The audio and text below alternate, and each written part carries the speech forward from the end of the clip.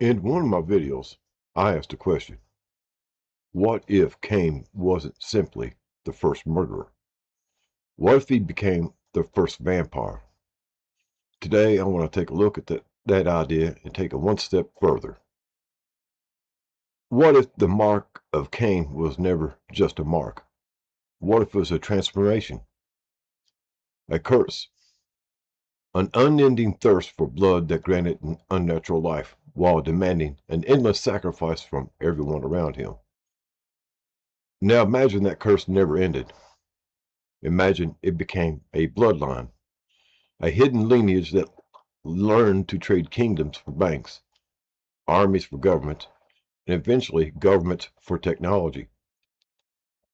What if today's digital identity isn't merely a convenience, but the newest version of the oldest mark in history?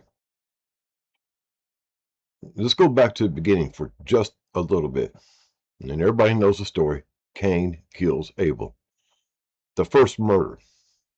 Now think about it. Not just the first murder, God's first grandson murdered by his own brother.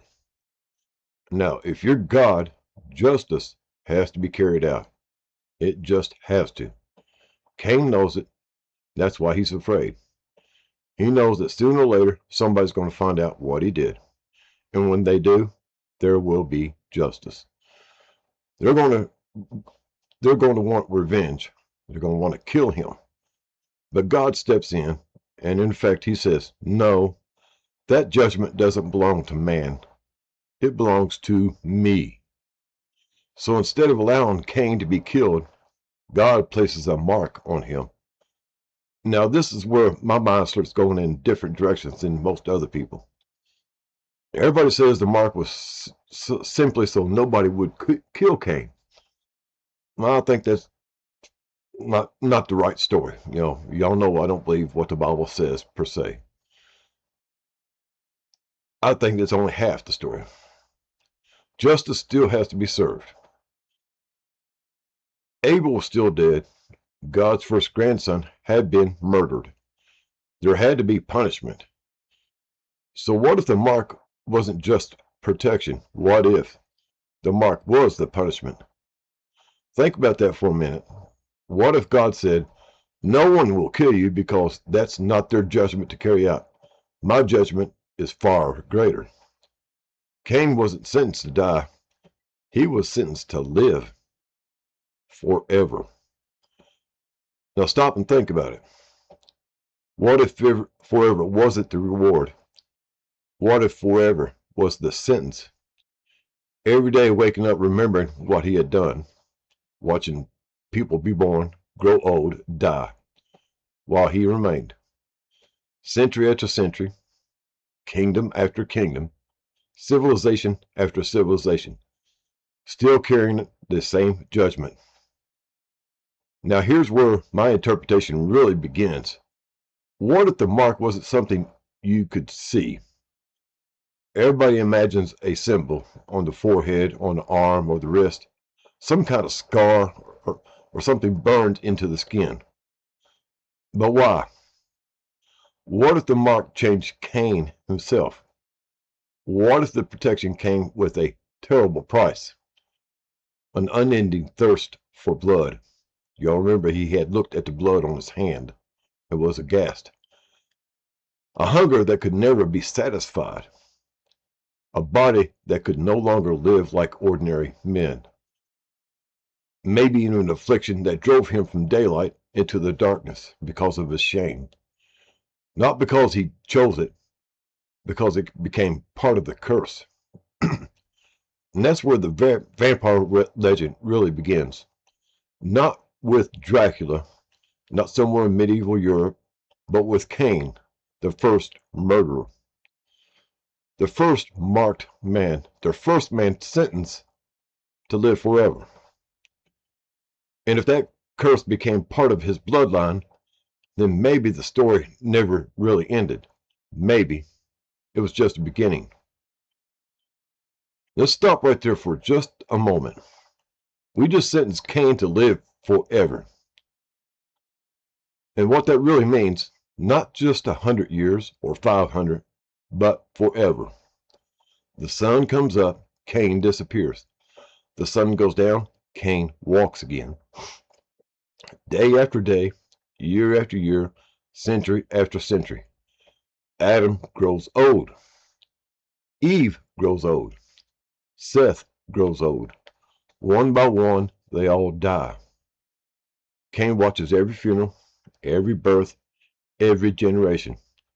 He is the only man alive who remembers Eden with his own eyes. Think about it. Everybody else has stories. All Cain has is memories. Now here's where the story begins to take shape, kinda. We all know this, but Cain was we don't know, but here's where it gets a little different. I'm sorry. Cain was forced into darkness. If blood became part of the curse, then he could never again live like ordinary men. He had to hide. He had to adapt. He had to survive. And survival changes people. Maybe he lived alone for a while. Maybe he wandered. Maybe he watched from forests while humanity slowly spread across the earth. But sooner or later, he wasn't alone anymore. He had children. Humanity kept growing. Adam and Eve had more sons and daughters. Families spread in every direction. Generations passed. Now you ask yourself, do you really think these bloodlines stayed apart forever? I don't. Families heal. People come back together. They grow, they move, they marry, they build. They become tribes, then villages, then cities. That's what human beings do. Now, here's the part that really interests me. What if Cain's children inherited more than just his name, the Canaanites? What if they inherited traces of the curse? Not all of them, not every generation, but every so often, as we all know, that these traits skipped generations and become out apparent later on. But every so often, the mark appeared again. The blood remembered. A child will be born carrying more of Cain than anyone realized. Most people would live ordinary lives, but a very few, will carry the curse in its strongest form. The true bloods. Not rulers because someone crowned them, not powerful because someone elected them. Powerful because they believed they were different from everyone else. But somewhere deep inside, they remembered, maybe not with their minds, but with their blood. While ordinary people measured life in decades, the curse measured it in centuries. While kingdoms rose and fell, the bloodline endured. While history forgot, again, the blood remembered.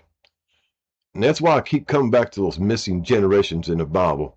That long stretches of time when we all get another name, another begat, another generation passing by.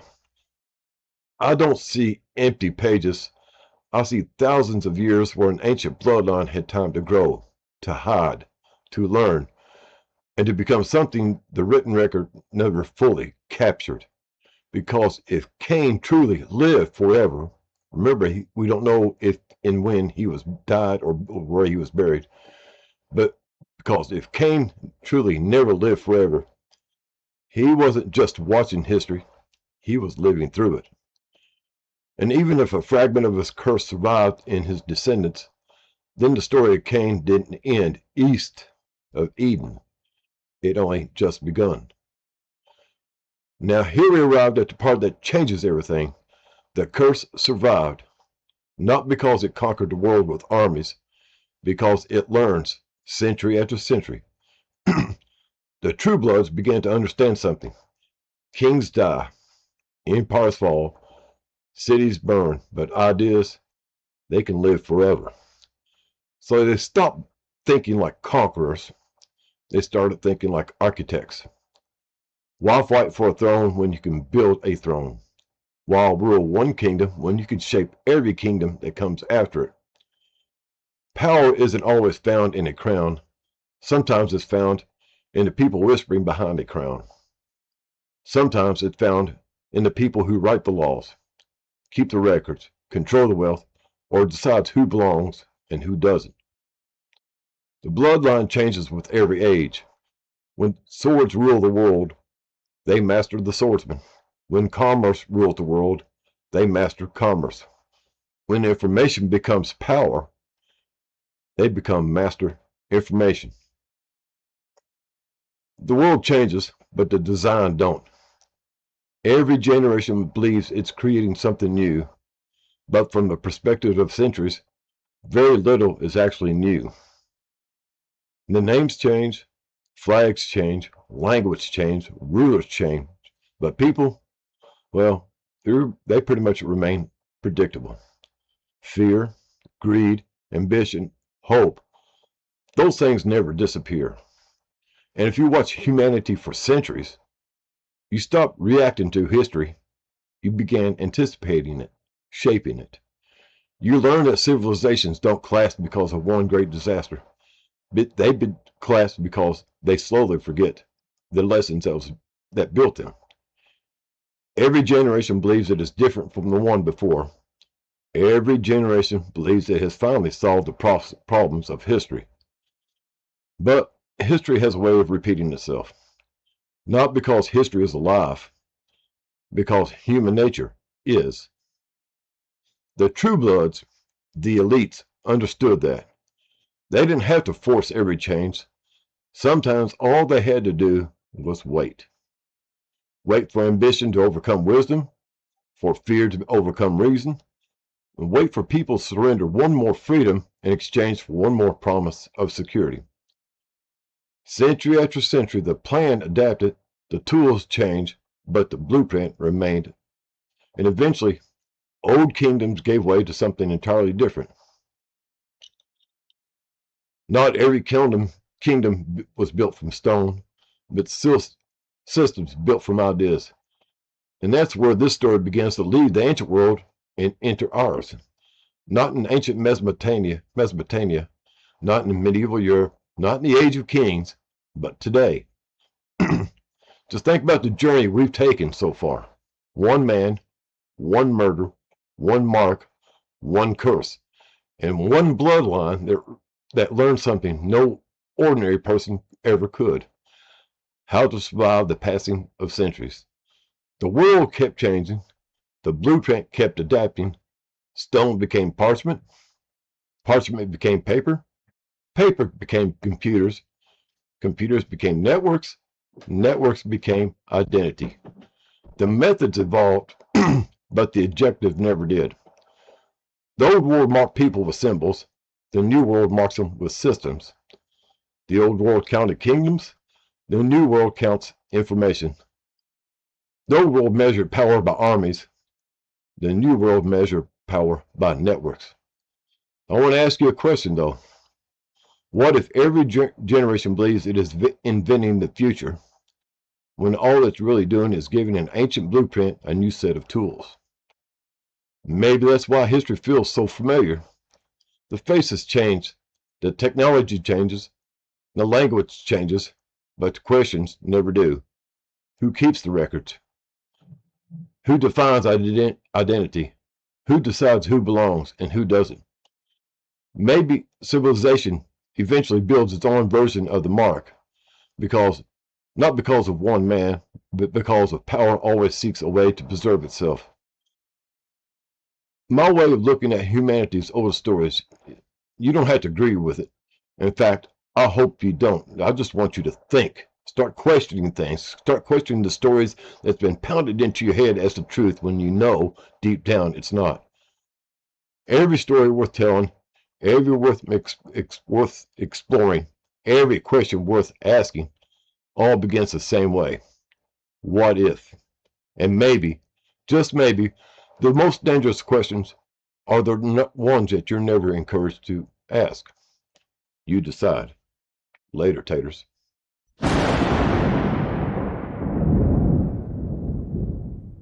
Attention passengers, we've now reached our destination.